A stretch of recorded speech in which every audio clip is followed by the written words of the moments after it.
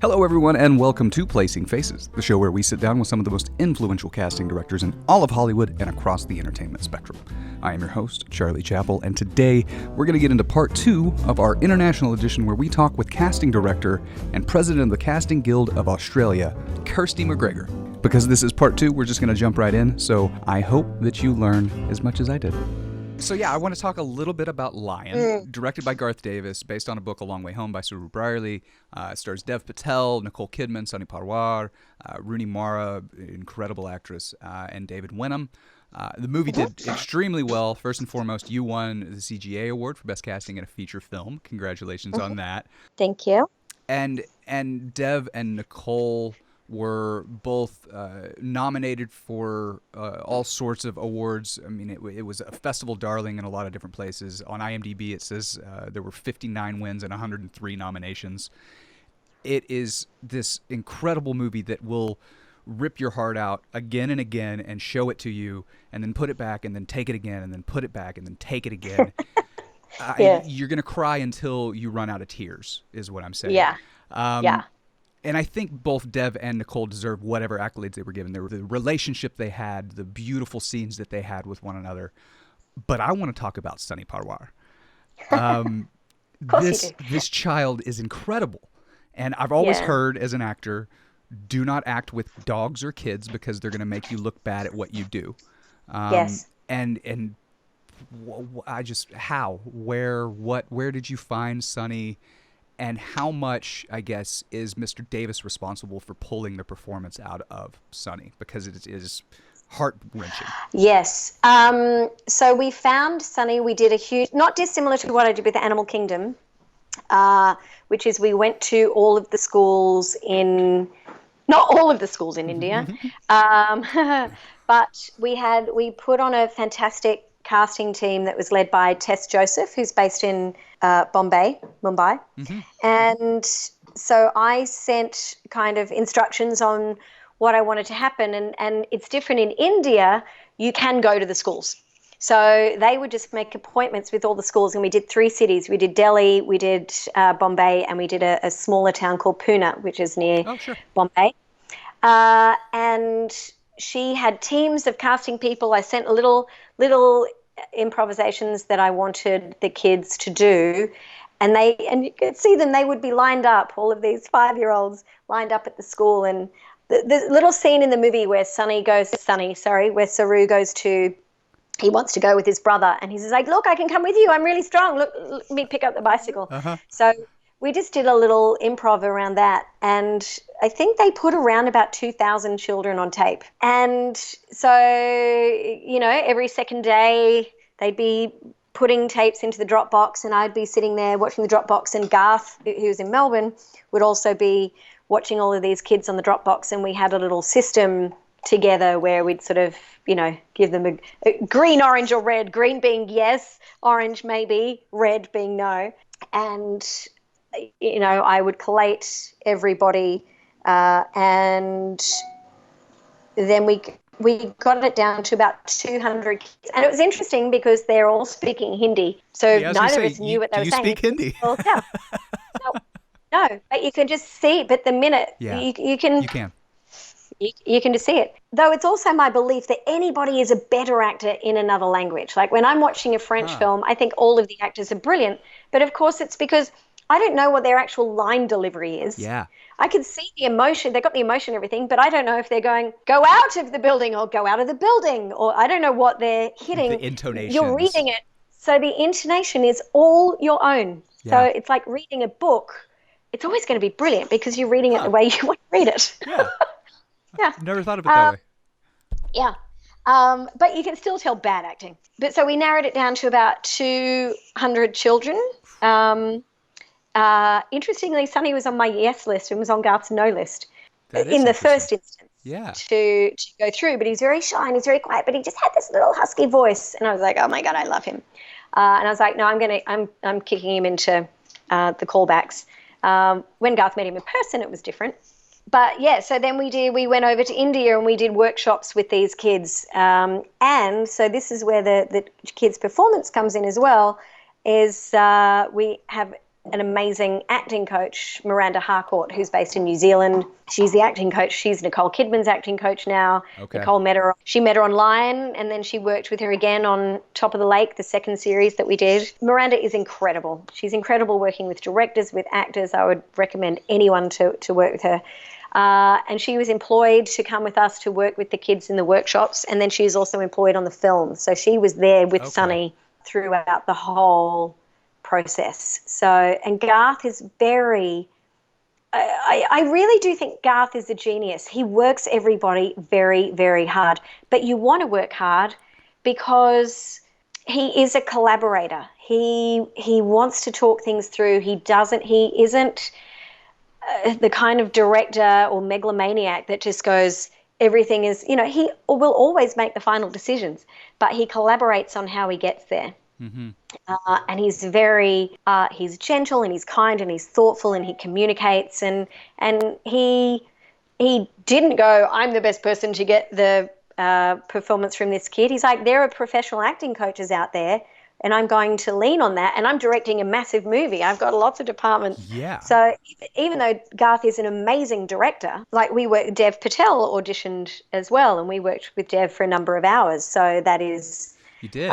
In the audition? Yeah. Okay. But not with Miranda. That was just Garth and I in London. We went to London, and we auditioned people all around the world for Dev's role and for Rooney's role. Rooney did not audition. She was offered towards the end. But Dev auditioned. And Garth is an amazing director, but he also knows that it is a team effort. I think that's something that a lot of everybody wants to be that director who he scored the movie and he's done everything. Look how crazy amazing he is. And Garth kind of does do all that. The irony is he is so involved in every single process, but he's collaborating in every single process, and he allows his collaborators to collaborate.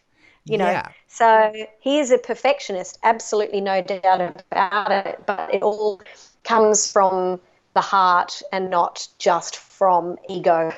That's great. Though he has a healthy ego, I don't think ego is a bad word. I don't think so either. You've got to have an ego to be the best at what you do, but you've also got to be open, and a lot of people aren't. That's a hard balance. A lot of directors that I work with are not open. Yeah. Yeah, you meet a lot of people who have one or the other. They're extremely open and they want to ask everybody what they think. They make no decisions themselves, or you have somebody who is all ego that wants to make every decision, even if they don't know anything about the thing they're making a decision about. Yes.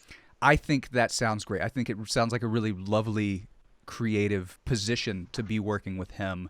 And talking about him, we'll go ahead and jump to the next property that I wanted to talk a little bit about, because he directed 4 of the episodes and the pilot of Top of the Lake. It is such a wonderfully written and performed show. It stars Elizabeth Moss, David Wenham's there again, Peter Mullen, Holly Hunter. Love Holly Hunter, Robin Malcolm. I just rewatched the pilot in preparation for this. Side note, it is beautifully, beautifully shot. Adam Arkapaw, well done. His first film is Animal Kingdom.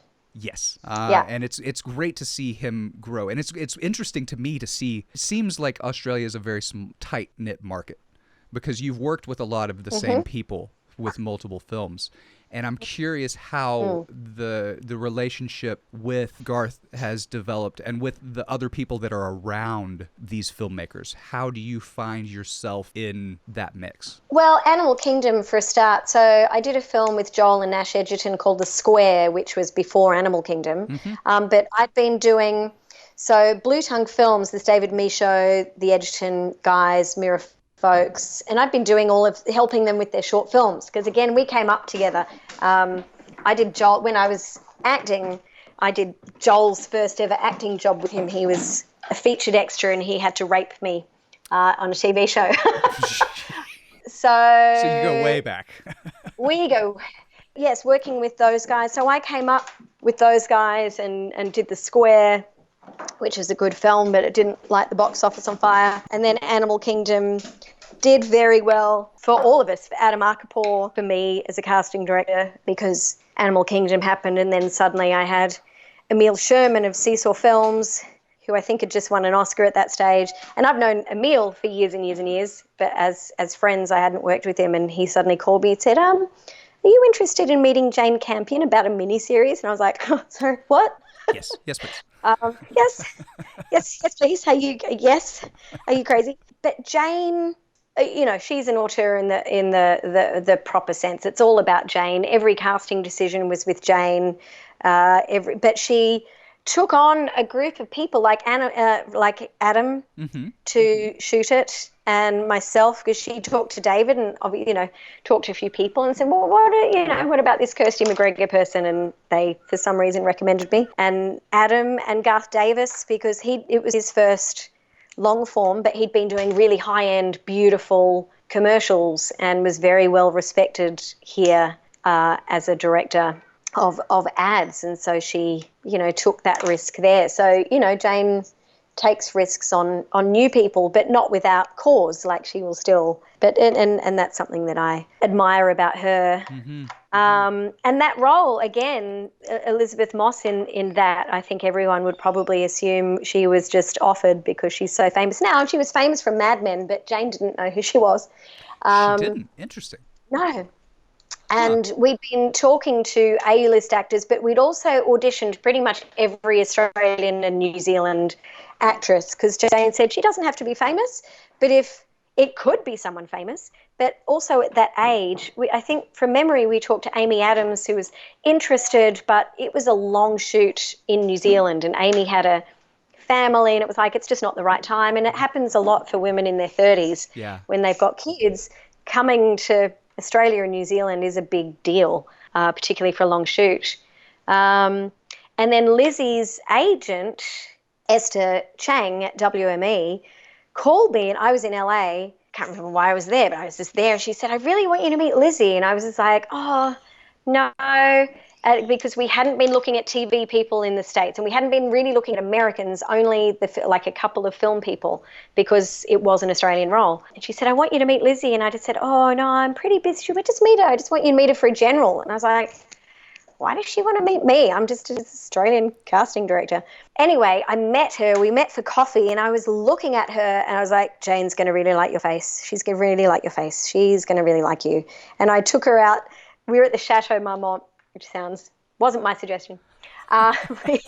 Too we poshy. There, and I like it there, but it's because it's so pretty. But I was like, oh yeah, it just sounds a bit wanky having a meeting at Chateau. Yeah. I'm Australian. We don't line up for anything. We don't do fancy things. I'm from Arkansas. I'm the same way. Right. Yeah. I remember somebody wanting to do a meeting at Soho House. I went, no, I'm not going anywhere that you need to be a member. No, hate that. And then I went there and I was like, it's so pretty here. Yeah. There is a reason people go to Soho House. It's gorgeous. I mean, hey, I could live here. Can I move in? Can I move in? I'll be a member. It's fine. It's fine. Yeah, but so I said to Lizzie, I said, do you mind if I take your photo? And of course you can't take photos at the chateau. That's the only reason I mentioned, and that's where we were. And so we had to go outside into an alley, and I'm like taking photos on my phone of Elizabeth Moss, just going, and I felt embarrassed because it was like, you get this weird thing, even though you're a casting director, sometimes you meet somebody of a certain level of fame and you ask to take their photo, and there's just something, when you're not in your office, it's completely different, but you just immediately go back into, oh God, I just feel like I'm being a fan. It's so weird. But anyway, I sent her photos to Jane, and she was like, oh, wow, I like her face. I was like, yep. She's got a good face. She's got a good face. So then I spoke to Esther, and I said, look, I'd like, Lizzie to read for this role. Would she read? She said, yeah, absolutely. And so I got my friend Sullivan Stapleton, who was in Animal Kingdom. He came along and helped me out as a reader, and we did sort of an hour-long audition that I sent to Jane, and she really liked her. And then I was still worried about accent. I wanted her to do some more accent coaching, and then put something else down. And she did that, and everybody was happy that she would get there with the accent, and that's kind of what ended up happening. Yeah. And she just had the quality that Jane was looking for. And I'd seen so many people, and as soon as I saw her, I just went, oh, that's it. I think that's what Jane's going to want. What is that quality? Can you define that? No, because it's per every role is different. Yeah. And this is the thing, from a casting point of view, it's not about being the best actor. There is going to be a quality for any given role, and that you just I had a young assistant director in a session the other day, and she's actually an actor, and I said, oh, is this your first time on this side of the camera in the room casting? And she said, yeah, it's really fascinating. I went, it is, isn't it? You change your perspective as being an actor when you sit on the other side, and you can let go and go, wow, I need to go in and do my best work. But it doesn't matter how good, I mean, you've got to be a good actor. Yeah. But also it is how tall you are, what you look, you're too fair. I pictured somebody darker, I think, or she's really introverted, or she feels more confident. It's a quality. It's it often comes down to who you are as a person is intrinsically going to affect your choices. Well, and there are so many variables. She's very bubbly. She's a very bubbly person. She's like, oh my God, hi, how are you? So it was actually her face that I was first attracted to, though, because she can also be very still. And it's like Ben Mendelsohn. They're both actually, like Ben is an incredibly, he's a firecracker. He's got a lot of energy to burn. He's always doing something with his hands. But then on camera, he can be so still. And it's amazing. And that's what Elizabeth does. She just slows it right down. And that's what I knew, because the character in Top of the Lake was very troubled. Yeah. And she's also an observer, and we needed somebody who was able to just be still and observe. Be quiet and be quiet and be troubled. And have something going on behind the eyes when that's happening, because a lot of people can be quiet, but then there's nothing going on. They're just being quiet. Oh, yeah. Yeah, and they're just waiting. They're just waiting for the next line. Yeah. Talk. I mean, Elizabeth Moss, she's one of those actresses that is just great in everything that she does. And when I first watched this, my thought was, well, shit, I didn't know Elizabeth Moss was from Australia. Because it's so rare. It's so rare that you see American actors going anywhere else doing any other accents other than maybe a Southern or, something. And through the research that I've done, it seems that a lot of Aussies didn't really buy into her accent, which, it's like if somebody does a Southern accent, and because I have a very pronounced Southern accent that I worked very hard to get rid of, I can hear and I can tell, okay, something's a little off there. Although I will say Robert Pattinson's Southern accent in Rover was incredible. It sounded like people that I grew up with. It was really well done. I am curious why so few American actors are able to make that jump to other marketplaces, whereas you guys just keep sending us Hemsworths. I think it seems like that, but if you really look at it on a pro rata basis, it's not that much. There are some Australian actors doing very well, but there are hundreds of actors from Arkansas and from all over. They weren't born in LA. So yes, there are definitely people doing well, and Australians work really hard. Well, we have to do a lot with very little money, but also we grew up with American television and British television, whereas Americans grow up with American television. Only American television. That's it. Yeah. They don't hear other accents. They don't tend to travel very much. Nope. Even sometimes with talking to people in the entertainment industry, often, and they'll be like, yeah, I want to go to Australia, but it's so far. And I'm like, it's like 14 hours on a plane. They're like, yeah, oh my God, that's terrible. And it takes us 24 hours to get to New York or London. But we're just used to it. So we will travel because we're so isolated, whereas Americans, as a general rule, don't seem to feel the need to travel. Yeah. They're like, why would I go there? And of course, that's a gross generalization because a lot of Americans travel. But I did a mini-series here. We ended up casting Elizabeth Debicki in her first lead role in a mini-series. It was called The Kettering Incident. I don't know if you know Elizabeth Debicki, but she was just in Widows. Yes. Yeah. I did not know her name, but she's doing amazing things. But initially, the role was for an Australian girl who left Australia at the age of 16, and she's been living in the UK for most of her life. So she comes back with the British accent, and we were going to cast a British actor. 3 in a row, basically. I went over there and I did auditions, and we did callbacks, and we made one offer that was a direct offer to somebody who did an audition, and she took 2 months to say, actually, no, I want to go to LA and I want to focus on work there, even though she didn't actually have a job. It's like, okay, thanks. Because she'd said that she was really interested. And then the next 2 people we had actually auditioned, and they were both incredibly passionate about the role. And then when it got down to it, though, again, they suddenly went, actually, do you know what, 5 months Australia, yeah, it's too far. No, don't want to do it. And we ended up casting Elizabeth, who ironically I had wanted to cast in the first place.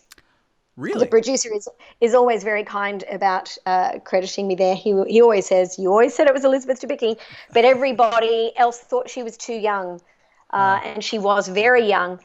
And I'm never one for casting younger women in an older woman's role. I hate it. But Elizabeth doesn't play young. It's kind of like Toni Collette has always played older than she is, and Elizabeth you would never know how young she was in this role. And I always said, she's amazing, she's going to be a movie star, she's incredible, and she's Australian, and nobody ever will have seen her. So it's not like you're going to be watching an Australian actress just doing a British accent and everyone's going, but we know that that's, insert famous name. So in the end, we ended up with Elizabeth Debicki because the British actress who we contracted 2 weeks before we started shooting actually went, no, I've changed my mind.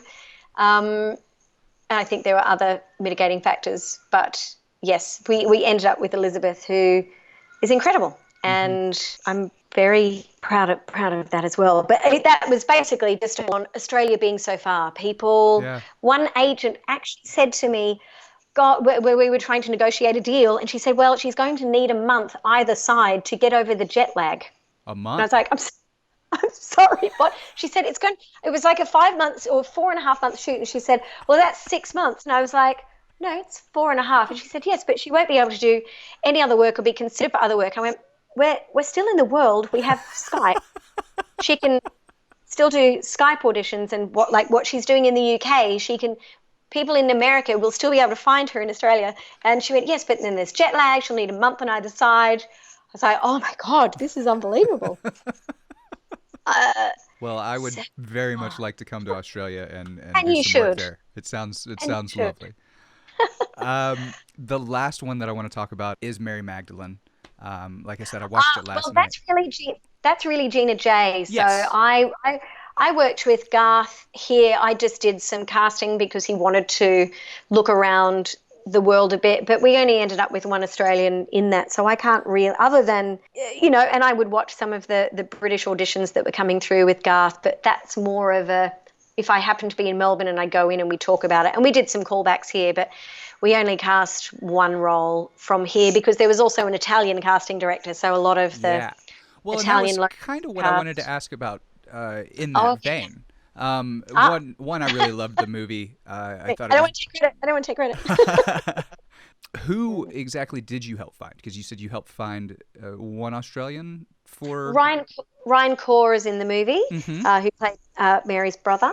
Okay. But we did do some casting for a few of the roles, but they ended up, and this is the beauty of that story. Garth was able to consider actors from anywhere. So, we had French actors and British actors and Italian actors, and ended up with one Aussie. But yeah, he and obviously Rooney was on from the beginning because of his relationship with her after Lion. Okay. And they wanted to do something else together. And Joaquin, they sent the script to, and he went over and met with Joaquin and fell in love. He came back and he was like, oh, he's so amazing. He's so wonderful. And he was such a great Jesus. It was really wonderful. Yeah. I'm curious. Like Tahir Rahim, what a beautiful performance from Tahir. Yeah. It was incredible. Yeah. Chiwetel was great. So yeah. Chiwetel is really great and such a great character to play opposite of Mary Magdalene in the story. What I'm curious about because you did work with Gina J on this, I'm curious, how have you, while working in the Australian system, kind of diversified a bit and started to get work in the Hollywood system as well? Because you also worked on Pacific Rim and have started to show up in a couple Hollywood films. I didn't really, so I really worked with Garth and with Seesaw on that. I Okay. didn't really have anything to do with Gina. So that was because it was a Seesaw film and I'd done line for them, and Garth wanted me to be working on it in some aspect. So that happened. But in the Hollywood system, I do a lot of searches, which happens a lot more and more, again, because of the internet. I work for ABC Studios in America every year. I cover their pilot season for them. So all of the pilots, we look at a lot of the roles for them. I work with 20th TV, though they're, of course, merging now. I work with them a lot, with Netflix, so things that are shooting in New Zealand or Australia, but also things that are shooting overseas that they want to find Australian actors, or they're looking everywhere. So pilots these days, they just put a casting director on in New York and Vancouver and Toronto and Australia and London, and we are all doing searches, and we filter our searches through to the lead casting director on the TV show, and they're hopefully watching everything. I think in some instances they are, and in many instances they aren't, because the volume for them has become so great. They're just trying to keep up with what they're watching, what they're actually doing themselves on the ground in LA. And I think the around the world stuff for some people is just a backup, because getting visas has to be taken into consideration and all of that sort of stuff. But when things come and work here, like Taika Waititi was doing Thor out here, and I've known Taika for a long time, but that still sort of came through Sarah Finn, who does all of Marvel, and I work with Sarah a lot, who is a great, excellent casting director. I love her. So it also comes from having relationships with different casting. Like I've got a relationship with Nina Gold in the UK because we've collaborated. She did some casting for us on Top of the Lake. I've done, and sometimes we just pick each other's brains. I'll have them, like Robert Stern, emailing me going, "Hey, we're doing a bit of search, but we're not putting anybody on. Can you recommend some agents that we could talk to?" Or I might call them and go, "Hey, I'm looking for, do you happen to know any Sudanese actors?" So a lot of the time too, we might just reach out unofficially to one another and just go, "Hey, have you got any advice?" And that's good too, about the world getting smaller. Well, it sounds like you have a very, very collaborative intention in the way that you approach this work. Is there anything that you are currently working on, or that's about to come out, that you're proud of, that you want to make sure people know about?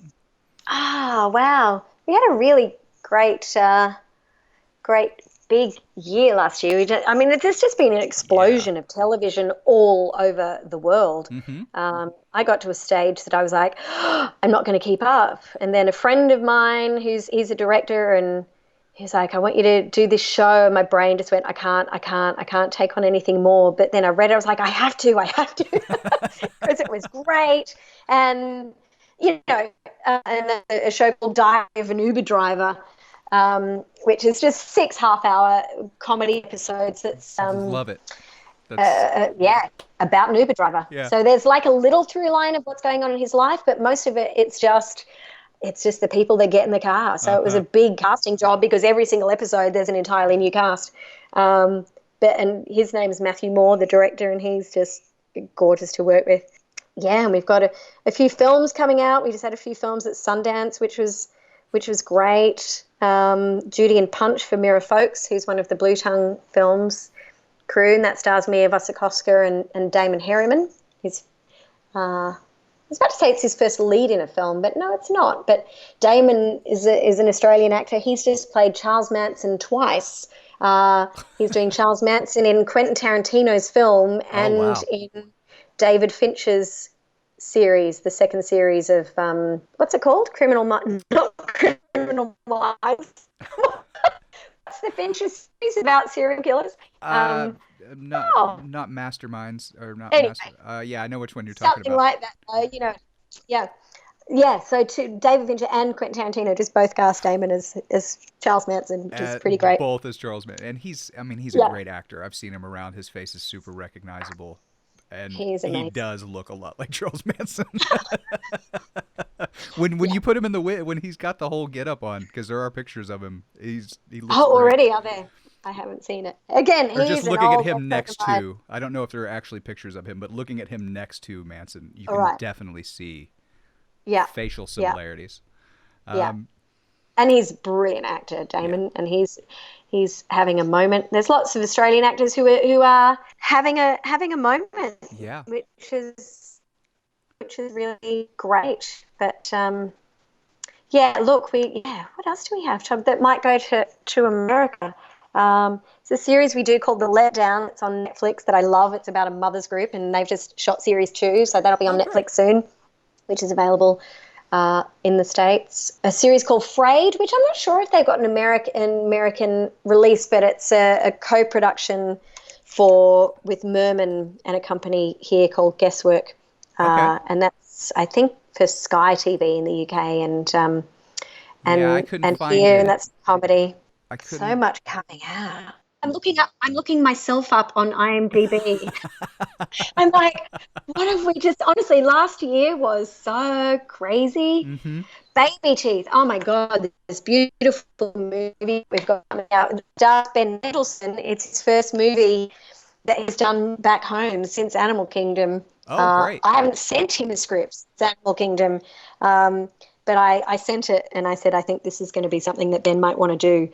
And the director and producer have been talking about another actor, and they're like, we're not going to get Ben. I went, well, let's just see. I think he'll like this. And he did, and he came home to do it Awesome. with Essie Davis playing his wife, the incredible Essie Davis, and Eliza Scanlon, who she was just in Sharp Objects playing Amy Adams' daughter, Oh, yeah. and she's in Little Women, Greta Gerwig's film coming up. So she came home to do that. She's playing a young girl who's dying of cancer. But it's a comedy, sort of a comedy. It's it's a, you know, It says it's not a a bittersweet comedy on IMDb. yeah. Yeah, there you go. Yeah. Uh, Lambs of God. That's something I'm really excited about. I just went to the cast and crew screening last week of the first 2 episodes. Again, Andy Davis, who I love, and Dowd Yeah. from The Handmaid's Tale, and Jessica Barden. She's a young British actress who was in The End of the Fucking World. I don't know if you've seen that TV show, I but haven't. she's oh my God, it's so good. Watch The End of the Fucking World just for fun. It's just this Sold. That crazy sounds great. black comedy about a young guy who just really wants to kill someone. He's just always thought that he should be a serial killer, and That's great. he goes on this road trip with Jessica Barden's character, and his whole inner monologue is about, yeah, I really want to kill her. She has no idea. It's brilliant. Oh, that's great. Anyway, we cast her and Essie and Ann Dowd as nuns on a remote island, Gothic island, and Sam Reed as a priest who comes and interrupts their world, and it is bonkers and fantastic. It's based on a novel, and I'm so excited about it. So Yeah, that'll be it's going to be. where will that actually be coming out? I don't know in America. Okay. Because this is the end of things. I'm the first. This is the other thing about casting. You're the first one Yeah. on, and you're the first one off. Yeah. Everybody goes off and does that thing, and here it's Foxtel. It was made by Foxtel, and I'm quite Okay. sure there'll be an American sale Yeah. because Anne's in it, and I think they've got high hopes. It's Sky Vision in the distributors in London, but Okay. you know that's Well, I'll definitely keep an eye out for it, and you know, Right. I have a couple sources that can sneak me things from overseas. Right. So Very good. I don't think it's going to air here until July. So, Okay. yeah. But Little Monsters, that's a film that we did with Lupita Nyong'o and Josh Gad and an Australian actor called Alex England. And it's a zombie comedy, Great. which is great, and that will definitely be out in the States. So, but that's produced by Bruna Papandrea and those guys. Bruna, who used to have a company with Reese Witherspoon. Okay. Yeah, Had I don't know. Did you Bunch worked of with the stuff. director of that before, Abe Forsyth? You worked with him on Yes. Down Under. Yeah, Okay. yeah. which is a great film. And again, it's one of those Australian films. It was so good, and it was critically acclaimed. And it's very hard to get Australians to go and see Australian movies. We just don't have the marketing. Huh. There's just no money to market the films, and it's kind of devastating because everything gets swallowed up by Marvel or even just foreign films. There's something about Australians that go, it's foreign, it's from far away. Kind of like we like to travel. We're so isolated. Everyone's so desperate for, the outside world, I think, that it can be really hard to sell our own content. So often we are relying on word of mouth, but these days everywhere, if you don't have that time to build a movie in the cinema the way you used to, it doesn't go off at the beginning, they just take it off again. So yeah, I was just in a movie that came out here in the States for like a 2-week run called The Kid, and it was so short of a run that people back home in Arkansas didn't even, like, a lot of them didn't get a chance to watch it because it was only in 250 theaters, even though it had Ethan Hawke and Dane DeHaan and Chris Pratt in it. It was such a small budget, they didn't have the money to throw at. So it sounds like that's a similar issue that you guys have there.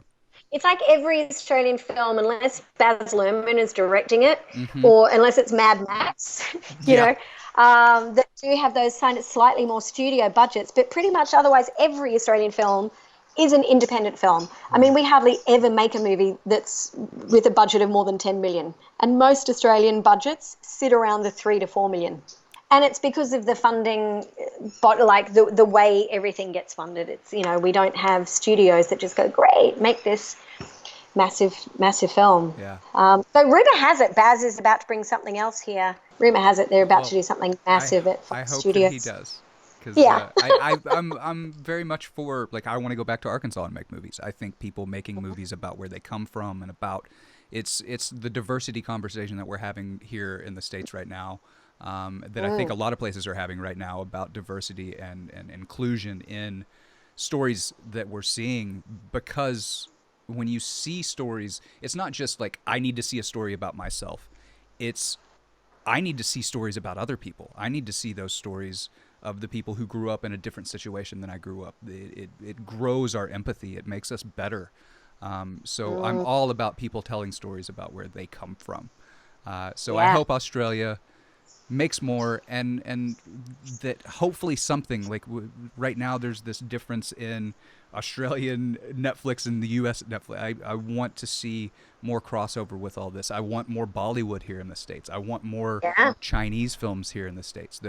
I think it's important that we start doing that. So I had another comment on that, because you asked me before about, why don't people know what you do, but also what people talk about a lot is, why hasn't there been a casting award other than the Emmy? Yeah. And a friend of mine pointed it out to me very recently.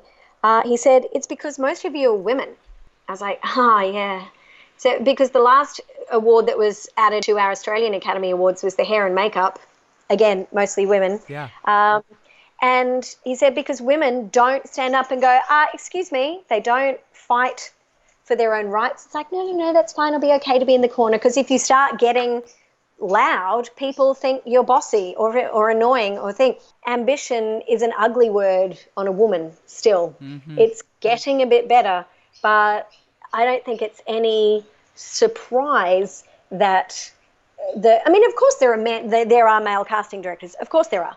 But it's a group of people who are not very vocal about standing up for themselves and saying, I'm actually here and I have a voice. You go, oh, okay, you don't want to listen to me. It's women who are used to being shouted down or ignored or whatever, and they don't put their hand up to be counted, because and still get a bit embarrassed by it. It's like, absolutely, yeah. At the same time, I think, and one of the things that I've talked to a lot of casting directors about is, you need to toot your own horn. You need, especially in casting right now, there are people, and I think there's a whole new generation coming up through that are like, screw that, I'm going to toot my own horn. I'm going to toot everybody's horn. There's, some of these younger casting directors that I've worked with, that I've talked with, like Jessica Sherman or Amanda Lenker Doyle, like they're super involved in the Casting Society of America.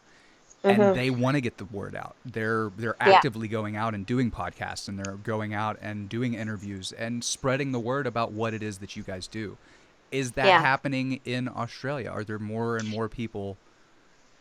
Look, we're a very trying? small community, but even at our last CGA meetings, which were just 3 weeks ago, and there had been a number of articles that had come out, and we were all just going, "Oh God!" Like things that film that Nikki Barrett had cast, or like again articles and articles that never ever mentioned the casting director. And I've started, when I notice it, I will email the journalist and say, "Hey, by the way, did you know that Nikki Barrett cast that film? Would it be nice to be in Nushi Zarkes cast that film?" But I've encouraged all of the other casting directors to be doing the same and commenting on social media when casting directors aren't mentioned, to go, "Hey, also great work by Anusha Zarkesh," or "Great work by Greg Gaps," or "Great," to not have to just toot your own horn and go, "Hey, can you mention me in your article?" But to actually be actively supporting one another as a community and as a group. And I think some people don't want to do that because they're competitive, and that's fine.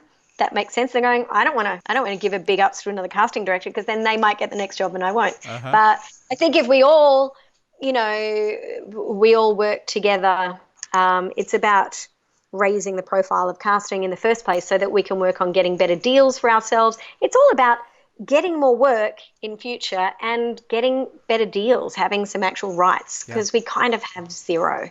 And we work with beautiful producers who we love, and it's very hard to argue with them because they go, "Well, but that's just what it is. That's what has been put in the budget." And I had to talk to a producer recently and say, "Hey, I'm going to agree to this because we've already done it, and you're saying that you can't do anything. But next time we do a show, you need to come to me before the budget is done. I need to be able to do a quote for you that is reasonable. You can't just have a line producer put a line item in the budget. This is what it is for casting." I just did a show that we needed to find 14-year-old Indian twins for a 14-part series for the ABC. That is not easy, Yeah. So, and again, they go, "This is the budget." I'm like, how can that be the budget? That's the same budget as like a 6-part series. Like, everyone's decided that is what casting costs in Australia. In America, it is easier because they've been fighting for their rights and they get paid weekly. Yeah. And it's amazing how much faster you get people to make decisions or listen to you because they're on a budget, or they don't care because they've got so much money. It's like, fine, I'll keep working because you'll keep paying me. But here it's you keep working even though we're really not paying you anymore. Out of money. We're out of money. But we need you to do this thing. Yeah. Yeah. I can talk about casting all day. Like, I love it. And thank you for, what do you get out of this? What do you get out of doing this podcast? I get to learn. I get to start establishing relationships with casting directors. I'm an actor. I'm a producer. I work in the industry. The reason I got into the industry in the first place was because I watched so many behind the scenes growing up. I love behind the scenes. It was magic to me. You grow up in Arkansas. My closest neighbor was a mile away where I grew up. We didn't have a lot of people. So my window into the outside world was movies and television. And seeing behind the scenes and learning that there were a bunch of people who made this thing has always been why I wanted to be a part of this. And to hear from casting directors that they're not getting a fair shake, that nobody's talking about the importance of what it is that they do. I mean, I had no clue what I was going into, what they were dealing with before or after I came in there. Why were they on their phone? Oh, they just got a phone call from the producer that the budget was cut in half and they can't afford half of these people. So the role that they're casting for right now that I'm walking in for, the one line of, "Hey, how are you?" doesn't that is the furthest thing from their mind. Of course it is, because there's so many things that they're juggling. So for me, to learn about all of this. I also come from an engineering background, so I love to figure out how things work. It just allows me to perform better. It is, from all of these conversations that I've had, I've just become a better filmmaker. It's important to always be learning and always be growing, and I felt stagnant for the past few years. So there was a hole in the market too. Nobody's talking to casting directors. Why is nobody talking to casting directors? Do you know what? I mean, and this all was interesting. You said, what's the difference between Australia and America? But this, did you read? I think it was in the New Yorker. Is it the New Yorker? And Alison Jones did an interview casting director, Alison Jones. Yeah. Am I going crazy? Yeah, oh, good. I suddenly went, hang on, that sounded wrong. And I think this journalist followed her around for about 2 weeks. I mean, not constantly, but sat in on auditions and things. And one thing that struck me, again, about volume, in Australia, we give, it's changing a little bit because people are self-taping more, so we're not in the room with people all the time. Yeah. But we would give, a lot of people talk about casting directors giving direction, and certainly in Australia that is what we do, because I can't wait for the person to walk in the door and be right. And this interview with Alison Jones really struck me because she was with the producers, and it was a producer's session or whatever, and everybody had their 5 minutes. The actors are booked in 5-minute slots, and I'm like, 5 minutes? That doesn't give me time to say hello. And it literally was, actor comes in, hi, sit down, do scene, leave, 2 minutes to quickly chat about it, write a couple of notes. Yeah. Next actor walks in, does scene. And I'm like, and that's for Alison Jones. That is for someone working at the top of their game. I was like, this is the difference. It's also having the taste. You've got to go, great, they were really good. You still got to have the taste, but you can also just wait for somebody to come in and nail it first go. Mm-hmm. There's no great effort that's needed in the room. And that, I'm not saying this is the way people always work, of course, but in America in sessions, it's just that the factory line of come in, go, because then someone would come in and be like, ha, ha, ha, they get it entirely. And maybe that's great, because on the day, on set, the directors aren't giving much direction. They've got so much to go on. They want an actor who's just going to come on and organically understand the part exactly the way they want to do it. Mm-hmm. Whereas here, I've got to be like, yeah, he's probably not as angry as that. And they go, it says he's yelling. I'm like, yeah, but they don't actually really want that. I know that's what they've written, but they don't. And trying and having to give them direction so that I can, because they're all great actors. And I'm working with a director at the moment who's like, yeah, I don't know, I haven't really seen him do it. Just direction. That's fine. He's a really good actor. You can just give him a note and he can do it that way. But some people just want to see them do it. And in America, there is kind of that luxury to be able to do it that way, because you could keep casting one role for bloody a year probably and not run out of people to see. Whereas here, you run out of people to see pretty quickly. It's a very small community. But you don't have to, because you'll give them direction. I think Joel is one. Because when you said you spent 2 hours with Dev Patel, I mean, that like, you never get 2 hours with a casting director here. Never. Do you know what? Dev actually retells it and says we spent 6 hours with him, and I'm like, no, it was not 6 hours. He's like, yeah, it was this really intense audition, and it was like 6 hours with Garth. Yeah, but the same with Elizabeth. But when we were doing the Rover, every single actor that came in, we spent an hour with them, because I was with the director, and I'm like, I'm auditioning people at this level. So they're a good actor. You're not just testing whether or not they can act. Actors.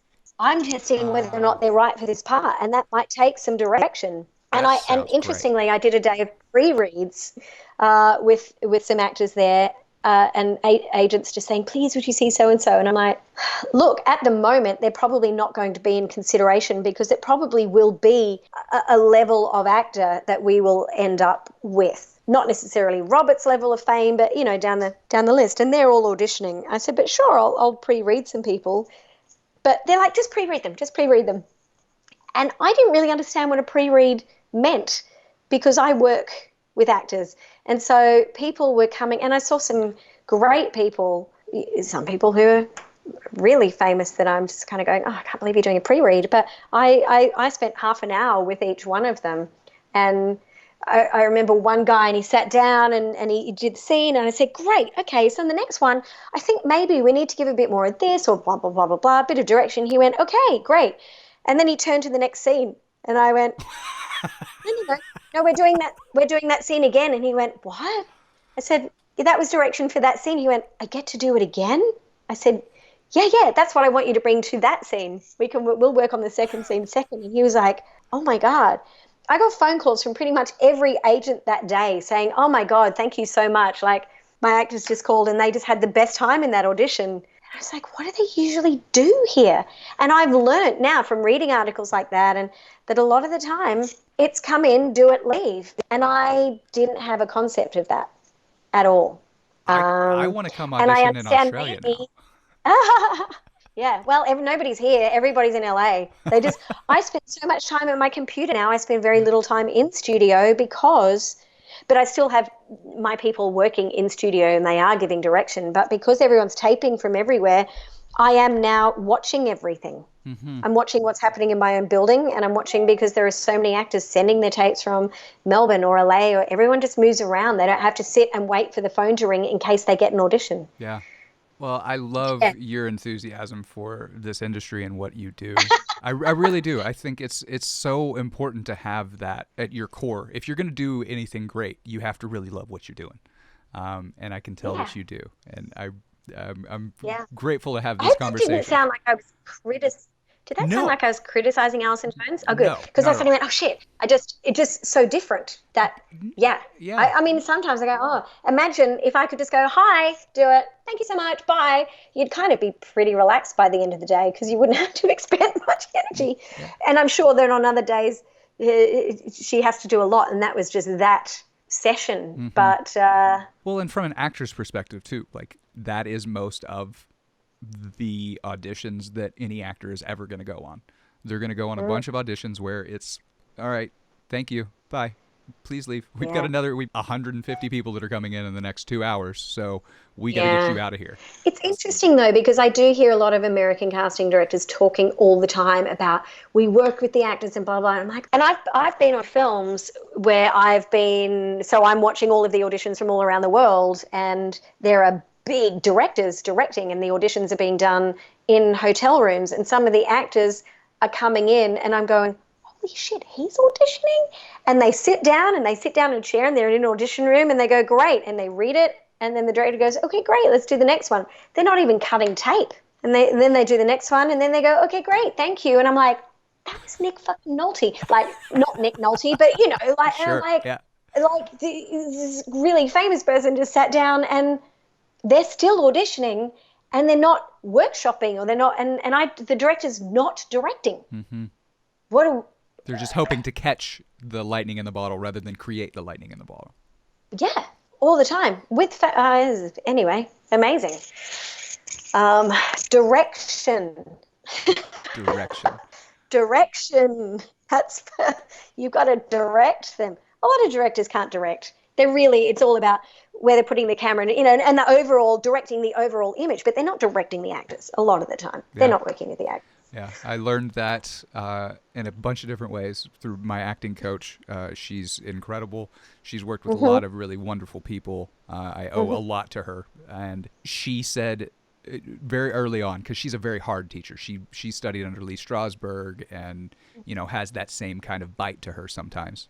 And she said, what I'm doing to you right now is going to be infinitely harder than any day you're ever on set. Oh, yeah. And I love that, and I think that's super important for me, especially. That's the way I learn. That's the way I grow. And she's in every set I've been on since I've started to work with her has proven that statement correct. That the work that you go through when you're off is really hard, and it can be really hard. And then when you're on a set, a lot of the times there's so much going on. When you're on a project that has a lot of money behind it, oftentimes you get less from the director. Well, if you're not, Ethan Hawke. If you're one of the people who's just coming in for a couple weeks and you're going to knock out a role, you better show up, get it done, do it right. You're not going to get a whole lot of direction. And I remember on Brides of Christ, that miniseries I was telling you about, which was my first major job when I was 18 or 19 or something. The director never spoke to me, and I went up to after about 2 weeks. Okay, great, you're sitting there, but general, but never directed me.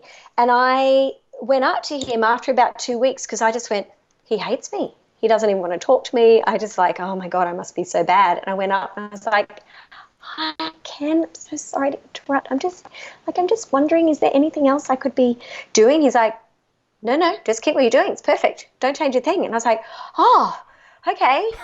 And because he wasn't directing me, I thought I must be really bad. And he's just going, oh, there's nothing we can do about that. And yeah, I didn't have a concept of, because I was used to working in theatre. Yeah. And you get directed for 4 weeks. Yeah. You know? I thought that's what happened on set. Mm-hmm. I didn't know. It was like, okay, let's have the actors on set. Okay, let's shoot it. And you're going, haven't even, what? Haven't even rehearsed it. Maybe you get a bit of blocking or something. But yeah, I found filming, I admire film actors and television actors so much. I found shooting out of sequence always impossibly difficult. Like, it is tough. Having to shoot a scene before and you haven't done the scene that came just before, and then later you do that scene that came before and you go, oh man, I didn't picture it like that in my head, and I think I've completely mispitched that scene that came after.